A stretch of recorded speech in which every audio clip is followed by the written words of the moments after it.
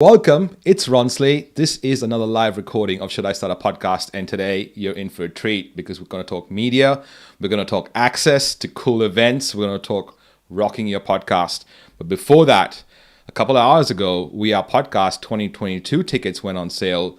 So for 7 days, you get early bird tickets to We Are Podcast. This year is all focused on growth, growing your listeners, which is new audience, growing your revenue streams, and growing your credibility.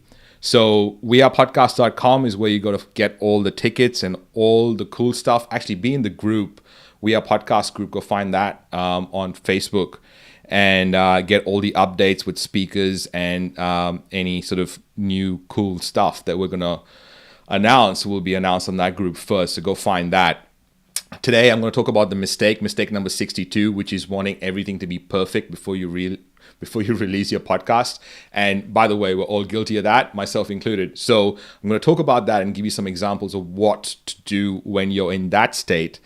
And if you agree or disagree with anything on the show, I'd love for you to use the comments to let me know or let us know, because I will monitor them all because they go on all the platforms. It's like on LinkedIn, Twitter, Facebook, YouTube. So wherever you're here or wherever you're listening and catching us, really want to get your feedback on what's working and what's landing for you. So make sure you use the comments for that.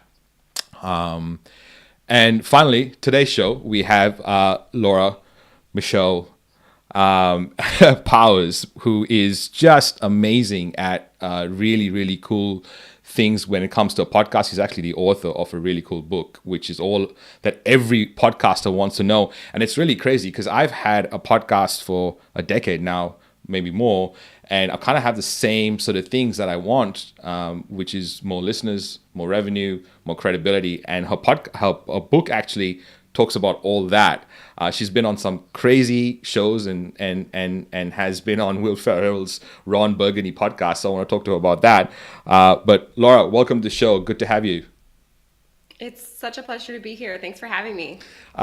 So let's get into the start of this. How did you get into the podcasting world? What was the first moment that you kind of went, oh, maybe I should start a podcast? Yeah, so I've been podcasting for 11 years, and I was going through just a really big life transition at the time. It was during the sort of 08-09 recession and housing bubble burst, and I was unemployed. I couldn't find a job, and I just felt to go into this totally new direction for me, which was intuitive and psychic work. And this was totally out of left field. My master's degree is in political science, and I'd worked in government and politics. So this was a brand new area. I also had divorced my ex-husband, who was very techie. And I share that because I literally got the intuitive hit to start a podcast. I was not a podcast listener. I was not particularly tech person.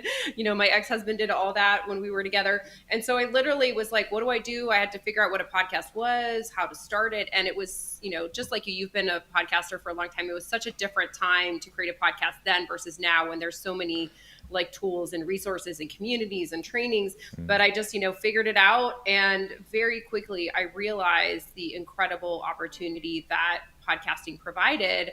And I've just been very passionate about podcasting ever since. Yeah, I mean, you mentioned before we went live about how a podcast changed your life. When you say that, what are you talking about? What are you referring to? Well, literally everything that I do. I mean, first of all, I have, very successful business. I think by most people's standards, multiple six figures a year, working pretty limited hours. Generally, I work a couple hours a day. Some days I work more, some days I don't work at all. I travel a lot. I'm really having my sights right now and working more on television and entertainment, just because that's a passion of mine. And podcasting has absolutely led to that directly. So just creating this sort of jet setting lifestyle, not working a lot, doing things I love all the time, and podcasting has built that for me essentially. Yeah. It's like everyone's dream come true. Let's talk about what it looks like for you right now. Where does podcasting fit into your ecosystem right now? And how much time do you dedicate towards either getting on podcasts or creating your own? Yeah, so right now I would say I probably spend a couple hours a week on my own podcasting stuff. And then I actually right now am guesting more than I'm doing my own. Mm, But I share that because I've been building my own for like so long, right? 11 years. yeah. And so I think when you're starting out, you're going to spend a lot more time on your own. And now I literally just get invitations to be on guests all the time. I don't search it out. I just get pitched or asked to be on guests from people that I know, shows I've already been on, like people I know, that sort of thing. Yeah. And I am actively pitching for television, and that's really starting to come together. So for example, this week tomorrow I have a paid television appearance on a cable show. Thursday, I have an unpaid appearance, but still great, on a morning show here in Las Vegas. And I also have a TV meeting for a completely different show on Wednesday. So there's a lot happening. So I'm spending probably more time and energy on the television aspect right now. Yeah, because you've like, to your point, you've used the podcast to build this platform. So let's talk about what that looks like. So what happened when you started, and what did you add along the way to kind of get to a point where now you're sort of pitching television? And again, that's the thing, right? I think it comes with experience to have a resume to kind of pitch to get to a point where you kind of do these pitches. So what's the platform look like? Where did it start, and like what did you keep adding to it? Sure. So when I started my podcast, I didn't have connections or anything. I literally just like would go to networking meetings or reach out to people that I knew in the community to be like, hey, do you want to talk with me on my new show? That, at that point it had almost no listeners. It was just exciting for me to just put it out there. One of the best things that I think podcasting does is help you build your network, build potential partners, find clients, and also just get you practiced, talking in front of people in groups. So I'm also a public speaker. I have a couple of screenplays I'm pitching, and I did a pitch recently, and everyone was like, wow, that was fantastic. And I really attribute it to just, I talk all the time on podcasts, on media. So it's easy for me to just kind of off the cuff talk about something just because I'm so comfortable with doing it now because I've done it so much. So that's a real benefit. And then you just build your network contacts and connections over time and build that confidence and just learn industry best practices and standards. Every person that I interviewed or connected with, I learned something from them. I feel like it was like taking like a little piece of the puzzle, like, oh, they're doing this well, or this is how they do this, and kind of modeling it. And, if you're smart as a podcaster and you have an interview show, you will basically learn very quickly from the people that you're connecting with on the show. And then also from a monetization standpoint, it's just such an easy way to have attraction marketing. And by attraction marketing, I mean like you attract what you want instead of you trying to go out there and seek your client. Like they come to you. Let's talk a bit about that, because obviously everyone wants to be attractable, right? Attractive, I think is the word probably. What needs to be done for us to kind of like appear that way, or make sure that the market sees us that way? So a lot of it is just gaining that confidence and figure out, what is your thing? Like, what is your niche? What are you known for? What are you passionate about? And then making sure that whatever you're putting out in the world matches that and reflects that. So I'll just tell a quick story about being on Will Ferrell's Burgundy podcast. So that's an opportunity where that's not a pitching thing. Like you don't pitch that show. They basically just invite you on if they want you on. So they invited me on, and after I had been on the show and I asked the producer about their process, because I was curious about how that came to be, like how they found me and and essentially they wanted a psychic on the show. So I'm known as a psychic. That's how I'm most known. My first podcast talks about the psychic work. And so they reached out to me because they were looking for psychic. I came up in like the geographic area that they were searching. And then this is the part that I found really interesting. She said, I spent several hours on your website before I reached out to you. And I just want to share that because a lot of people, I think, don't understand the importance of their website or what they have on their website and just who might be looking at it. I mean, I even hearing that, I was like several hours, like, oh my gosh, like just thinking about, someone spending that much time and reading and searching. But, on my website, I have a media page. I had a TV reel. I had all my highlights. I had all my books that I've written. By the way, writing a book is another excellent thing to do, especially when you pair it with a podcast. So just making sure that when people connect with you through social media, through your website, that it's really clear what you offer, and also what you're about, like who you are, and the caliber and the level. So when you go on my website, you right away see, I'm a celebrity psychic. Like, I'm known, that's what I'm known for. So people automatically are like, oh, this isn't just like a, everyday, charging $50 or something psychic. Sure. I mean, and that's the thing, right? I mean, the different sort of, the different media help sort of position. And I have a similar story. This was in 2016. Why I got a meeting at CNBC in Sydney. Nice. And the idea was to get podcasting. This is back then when podcasting was not a thing, right? So get that into their systems, and it was CBS Interactive, and I had this meeting, and Darren was the guy on the other side, and he had this stack of business cards, and I'm like, those business cards, how long have they been there? And he's like, 2 weeks of meetings, man. And I was like, wait, what? That's 2 weeks of meetings, was like that stack.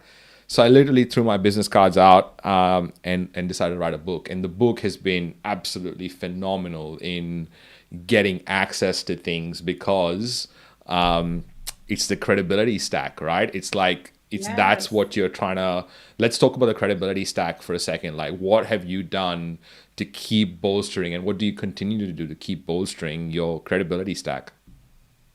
Yeah, so the first thing, what this whole show is about, is have a podcast, be a guest on podcast. I think you immediately, even if you're brand new with a podcast, you are establishing that credibility. Like, you're establishing yourself as an expert in that area.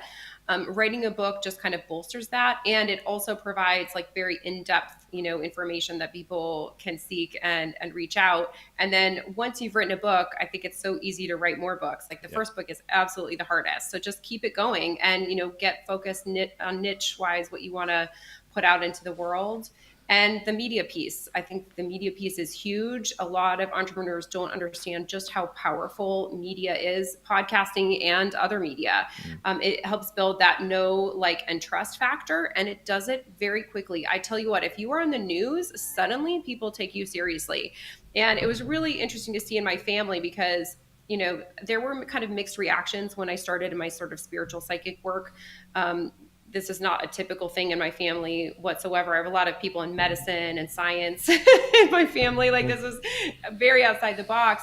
And I can't tell you how interesting it was to see the shift in people's reactions once I started doing some of these bigger media things. Like, oh, I'm on Buzzfeed, or I'm on Will Ferrell's podcast. And suddenly, even my own family members were like, oh, like, all of a sudden this is serious. And I literally had like one client who bought a package, with me, and he said, meaning like multiple sessions at a time, which is thousands of dollars. And he said, if you're good enough for Will Ferrell, you're good enough for me. So, and it doesn't have to be just at that level. And by the way, you're probably not going to get something at level if you don't start out with kind of some kind of local TV, or, build it up, start with in podcasts. Right. But that has immediate, credibility, and helps elevate your status and your sort of trustability, likability, and your attractiveness to potential customers and clients. Yeah. I want to ask about the middle name. Is there a reason that you say all three names? Is that a branding thing? Yeah, I actually used to just go by Laura Powers, and I've recently started to add it. And there's a couple of reasons for that. One, as I'm starting to do more television, Laura Powers was already taken. Like, it's a popular name. So my IMDb is Laura Michelle Powers. And to that credit, there's also just many Laura Powers out there.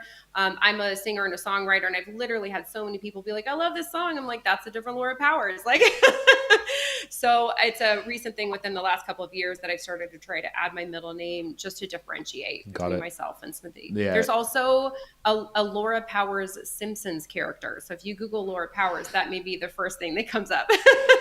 Really interesting. Like, I mean, it's such an interesting thing, like that needs to be done, because then everything is the same. The brand is the same. Everything looks the same. It's like so powerful for a trust factor. You mentioned niches a lot, or niches, or however you want to say it, depending on where you are in the planet. How have your niches changed over the years? Like, did it start with, and what did it evolve to? What are the different ones that you started to tackle? Yeah, so when I started my company and my podcast, it was a very kind of general healing, including spiritual healing sort of topic. And as I expanded and learned more, I tried and dabbled in different things, and I started to kind of connect in with my own abilities and, you know, realized that what I was creating was a platform for myself as well, not just for this sort of overall subject, but for what I was working on and building and creating. I think especially with new business owners, there's this feeling of like, I have to figure it all out. And the truth is, I don't think you actually do figure out exactly what you're doing until you start. Yeah. You really have to just kind of dive in, and it's a learning process, and it's kind of like hot cold. Like you do something, you're like, okay, that's a cold. And then you move towards where it feels warmer, and you just figure it out over time. So just go for it. Just go for it. And instead of thinking of something as a mistake, it's more like you're learning what it isn't. And that's still actually incredibly valuable information. I love the story of Thomas Edison, who incidentally, one of my first acting roles was playing Thomas Edison as a kid in a play, which is Wow. still so funny.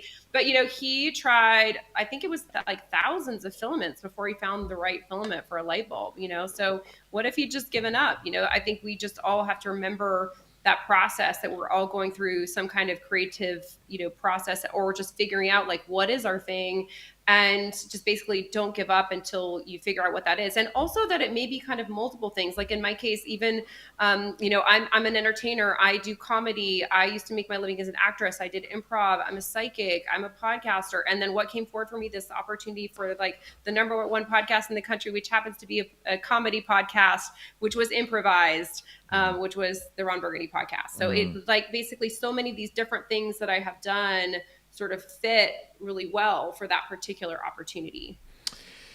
It's like it's like the reps you do that allow you to have these opportunities that kind of make itself known. It's like I think I think I heard it in a Wayne Dyer sort of book maybe once, about how the universe conspires in these mysterious ways once you start doing something and gaining momentum. And I think that's really what it is, right? It's like once you having a podcast, that's for me, that's the thing. Like I just did one after the other, and you know, 1,500 interviews later, it's like, oh shit, you've been doing this for a long time. And then you're like, oh, that's why I see certain things in a certain way. And that's why I kind of like now have different ways of talking and interviewing people. And I'm okay to do these live because I've done so many of these not live maybe. So just kind of suggesting to someone, hey, I think you should do this live now is not maybe the best idea. But let's talk about this, right? I mean, this is something that blew my mind when we had this conversation on Clubhouse last year. And I can't believe Clubhouse is dead. That's crazy. But you spoke about getting access to events using your podcast. Can you Yes. talk about that? Because I feel like that is something that's not covered. And I think that you give a great sort of perspective and voice on that topic in particular.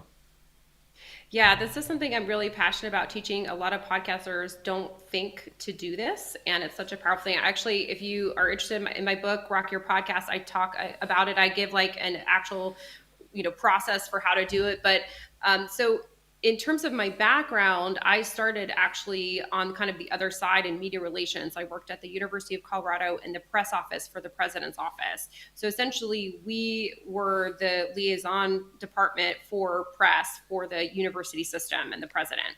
So I was used to receiving communications and requests and things from members of the media. So I was familiar with that process from the other side. So when I started a podcast, I pretty quickly was like, oh, this is media. I'm media. And so I approached it from that perspective. And even though at the time podcasting wasn't really considered established media, it quickly became that way. And so I started to think about, okay, how can I present this for you know, coverage opportunities, for press access? And because I had that professional background at the University of Colorado, I was familiar with, you know, writing official documents, and it wasn't that hard for me to just, use that as a podcaster. And I pretty quickly learned that as press, if you're accepted and you get a press badge or press pass and access, you get amazing access. First of all, you get it for free, right? So you're talking about conferences that are hundreds or even sometimes thousands of dollars that you don't have to pay for. And especially if you're a new podcaster or you're a new business owner in your building, hundreds of dollars makes a big difference in your bottom line. So not having to pay for it is great. You also sometimes would actually get them to set up interviews with you with speakers, people that might be even keynote speakers or charge, thousands or tens of thousands of dollars a keynote. And suddenly you're having like private access. Also, sometimes you got extra benefits like being able to go to the front of the room, or I'm a screenwriter, so I would get like, here you get into this pitch event that you'd have to pay for free. And then also the network connections that come from that. So once you get access as press, you frequently get on PR kind of press lists. So you start to get pitched by high level people. So for example, I've had Jack Canfield on my show, Jack Canfield, author of the Chicken Soup for the Soul series. And they pitched me because of this thing where I'm on these press lists for being recognized media. And like when they're promoting a new book or a new product or whatever, and they want to like get it out there, they're going to reach out to the people on their list. And so that's so easy for me. I'm like, yes, I would love to have Jack Canfield on the show. How cool. I mean, it's such a nice way to think about it as well, because then hopefully if you realize you're part of the media, you kind of have a whole bunch of media ethics that come into play, and you kind of speaking and covering all sides of the story become part of the play, and you being a journalist and kind of representing the entire story also becomes part of the play, which is kind of really what I think the power of the podcast is. Because like if I think about it, like a lot of my ancestors didn't get the opportunity to like just use their voice and say whatever they wanted to say whenever they wanted to say it, right? And I think there's this underlying what's the word, entitlement of this privilege that we have to just this freedom of speech. So it comes down to some really cool perspective shifts that happen when you get to have the conversation. It doesn't matter how many you've done like this, every time it's like this fresh perspective on different things. How have you used your podcast, which I feel like you're probably really good at this? How have you used your podcast to create partnerships? Like you probably partner with different brands. I mean, you just spoke about events just now, but how have you used your podcast to get like partnerships done with yourself and what you're working on? Yeah, so there's several ways. One is just honestly connecting with other podcast hosts and getting guest appearances on other shows, which for me is hugely influential for my business. Like there's one small podcast that I can directly tie 50K of revenue to. So it's pretty incredible when you're on a show for like an hour and then you get 50K of business for it. And the other thing is developing connection partnerships with experts that I either have on my podcast, or then I maybe have as a guest expert for a course or product or something that I'm teaching. So I do a lot of these bigger courses, which are, longer term courses with experts. And part of the benefit of taking a class with me is like you get access to my Rolodex, right? You get access to these amazing speakers and sort of co-teachers. And so I'm like, yeah, here's this person, and so and essentially they just agree to come on and teach and share to my community, which is incredible. And it's also these connections that are built that are, first of all, personal and professional. So I go to the Cannes Film Festival every year and have for several years, and it has led to incredible things. For example, staying at the villa where the official Forbes parties were for the whole festival. And, then I was like in a fashion show there as a model, and I sang at the gala. I premiered one of my songs there, basically networking with, the who's who in business, in film. So this past Cannes Film Festival, these are all connections that I can directly tie to podcasting. I went and was able to get tickets to the opening ceremony, which is a really big deal. It's very prestigious. And, walking the red carpet with like Sharon Stone and Spike Lee and these, it's like incredible. And my luggage had been lost or delayed it ended up being for 4 days, which is like Yeah. crazy. I had no dresses or anything. And through my networking and connection, again, all directly tied through podcasting, I was able to borrow a designer dress and, get everything coordinated in like 2 hours because I got my ticket and I had like 2 hours to like, Wow. get this coordinated. So I have these, if you look on my Instagram, which is Laura Powers 44, you can see me on the red carpet for the can opening ceremony in this beautiful designer dress, So it essentially in literally every area of my life has elevated, what it is that I'm experiencing. I have clients and, podcast sort of hosts that I know all over the world where they like, hey, come stay in my compound in Mexico and like here, drive my Porsche and, have your this guest suite. Like literally, these are the kinds of things that happen. Like Yeah. it's Yeah. kind of like I literally look around a lot of times and I'm like, whoa, this Yeah. is my life. Yeah. Yeah. Yeah. And I can totally relate. 100%. Totally relate to everything. It almost feels like, which I want to highlight, is like it's about being in the relationships game, right? It's like it's really Yes. about relationships, and a lot of people look at a podcast and think it's a content tool and a marketing tool, and I believe it's the best business development tool that ever existed. Primarily because you are having potential conversations with partners or potential partners or like people that would probably do business with you if they got to know you and got to know what you stand for and what you care about. And maybe that is the next question, is like, how do you, once you get the relation, how do you manage the relationships that you have? Yeah, first of all, I totally want to say absolutely you're right that podcasting is an incredible way to build your network, professional and personal. And my friend and fellow podcaster Jake Gallen, I think, said it very well. He has a podcast here in Las Vegas called the Jake Gallen Podcast, and he said, as a podcaster, you get to choose your friends. And literally, you can invite someone to be on the show, you have a conversation, you hit it off, and before long, you're getting invited to things. You're getting invited to partner. And in terms of how to maintain these relationships, I think just, be communicative, be positive, be a helpful force. And I just think it just will naturally kind of unfold that way.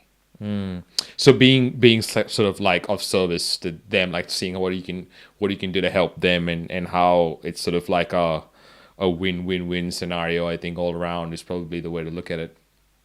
Yeah, and honestly, if you have a show and you're offering someone a platform, in most cases, that's going to be enough. Like you don't even necessarily have to do more than that. I mean, it depends on the person and where they are. In some cases, if someone's really busy, it's they may not be to a point where they're even wanting other media. That's an exception. But in most cases, as a podcast host, especially if you have a popular show, like I've host several top 100 podcasts. So being on my show, if someone comes on my show, it's very typical for them to sell 10K or more in products and services. So that's a pretty, for most people, that's a pretty significant thing.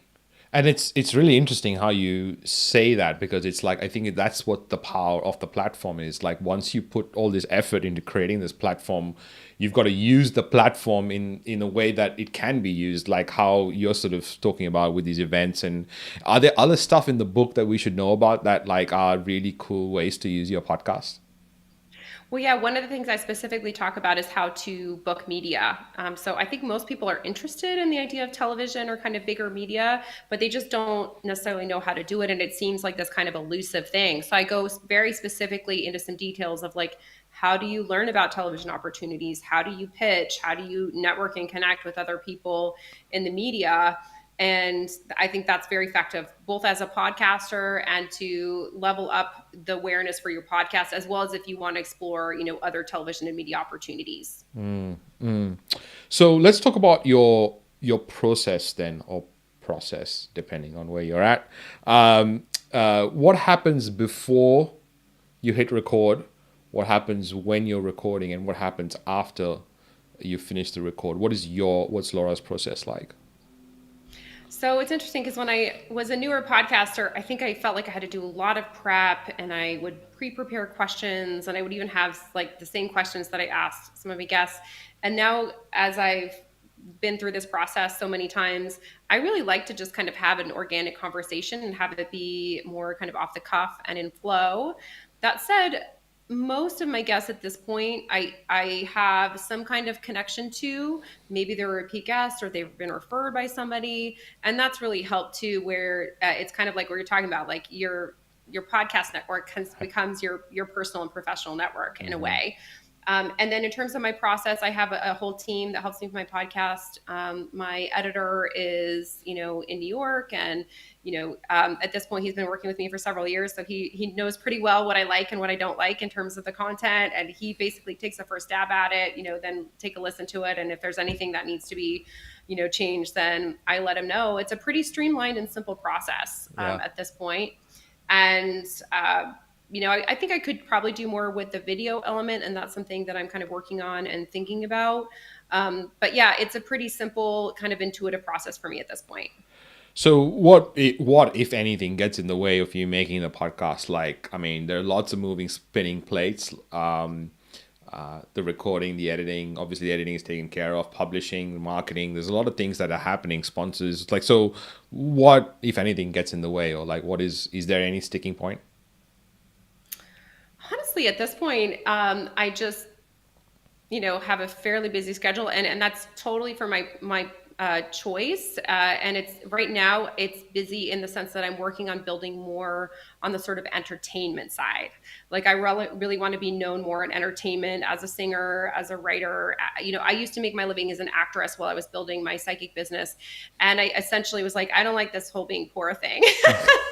And I pretty quickly realized that I made more money as a psychic, and I just kind of shifted my focus. But the beauty of it now is I have a nice, successful business that runs without a lot of effort for me. And so I am spending more time and energy on kind of building and expanding in this new area. So I think that's probably my biggest thing, is just making sure I dedicate the sort of time and energy to my podcast that I need. But it's interesting because it takes so much less. I remember, I was in the beginning, just like a lot of podcasters, I was DIYing everything. I was the host, I was the producer, I was the admin person, I was the scheduler, I was the editor, social media graphics person, like all of it. Now I have a team, like I have a main assistant, I have an audio editor, I have a social media graphics person, I have an actual editor like for content, so it's much less on my personal plate to keep things running, which is great.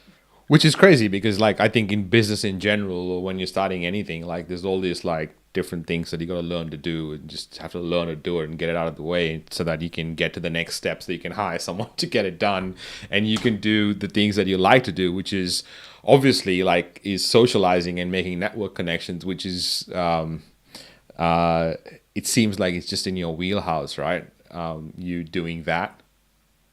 Oh yeah. I mean, I love networking, connecting. I think I'm a very social, person. So I love it. And I just love sharing positive information with positive people and connecting with positive people. And I have generally found that most podcasters are pretty incredible people. Like honestly, I know you host your amazing podcast event, and I haven't been to it. I hope to come to it soon. Yeah. But podcasting conferences are some of the most fun professional events I've ever been to. It's literally, I feel like it's like summer camp for adults.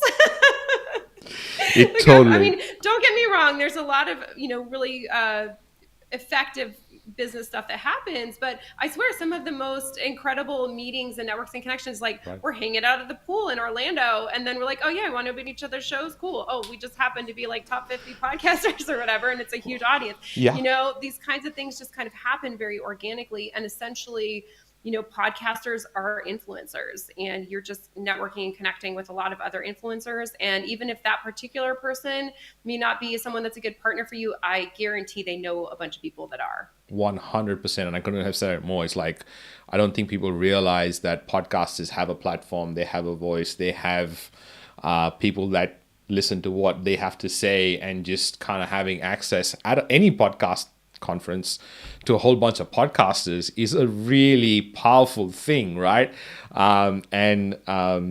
You're right, some of the most, and also because I think most of us like kind of have interviews type shows, so when there is a conversation that's not being recorded, it goes deep really quick as well. Like it's like straight in, the conversation, there's no like fluff necessarily. And I love podcasters as well. Like, I mean, it's so cool.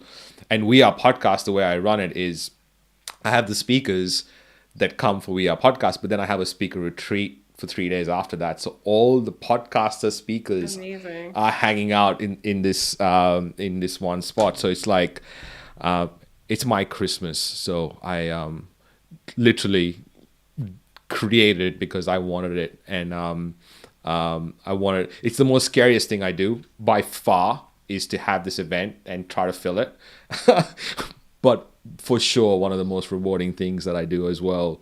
I want to talk about the part that you mentioned at the start of this conversation about people taking, especially family members, kind of going, what are you on? Like, this is so different. This is not normal. What you're talking about is like very woo woo.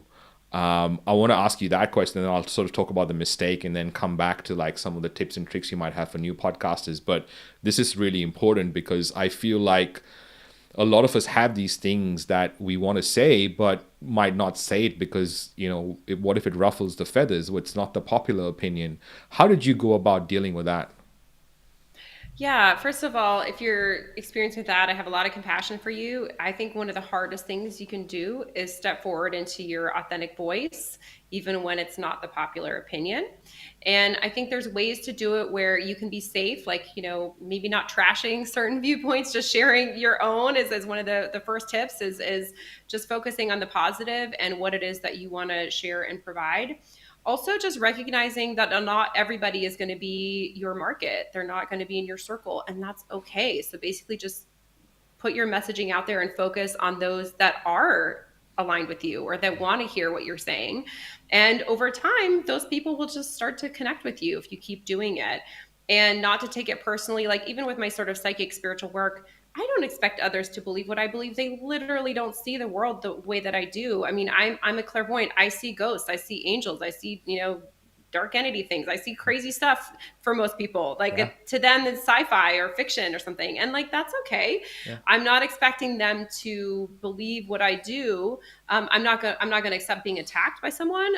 But I'm also like, you have different beliefs. That's cool. I'm not going to try to convince you. You have your beliefs. I have mine. And I'm just going to focus on connecting with the people who are open and interested in having a conversation, about what I'm talking about. Yeah. And how did you like deal with that internally? Did you have times where you wish someone agreed with you or wish someone like supported you and they didn't? And how did you sort of really just brush it aside? Like, how did you process it, I suppose? I think it's really important, the 4 agreements, like don't take anything personally. Like just because someone, even if they're like attacking you or whatever, it's like that's really more about them than about you. And just like don't take it personally as much as you can. Get out of that space or environment, like disengage, when you have that kind of toxic behavior.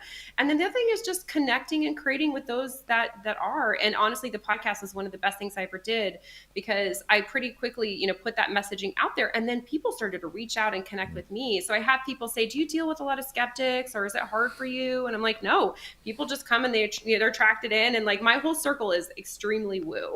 Yeah. And it makes me laugh too, because I have billionaire clients. I have like very high level people in business, and most people would be surprised just how woo a lot of those circles are. And even like business, like I just was on a guy that I met, and he's a business podcaster, and what would we end up talking about but all this kind of energetic spiritual stuff on his show. It's totally real, and I feel like in most entrepreneur circles, like after a certain point, after someone's come across their first mountain and kind of they're top of this mountain and they're kind of successful, and they realize, oh, wait a minute, I'm just on the middle level of this next mountain, right? And there's this other new level of impact. And I think most people that are over their first mountain and kind of have done some reps get to a point and they realize that, wait, there's a lot of energy and a lot of like woo-woo stuff happening anyway. And I think the quicker we tap into that, especially guys, because I think women get intuition kind of easier than we do. So for guys to kind of step into their intuition is like,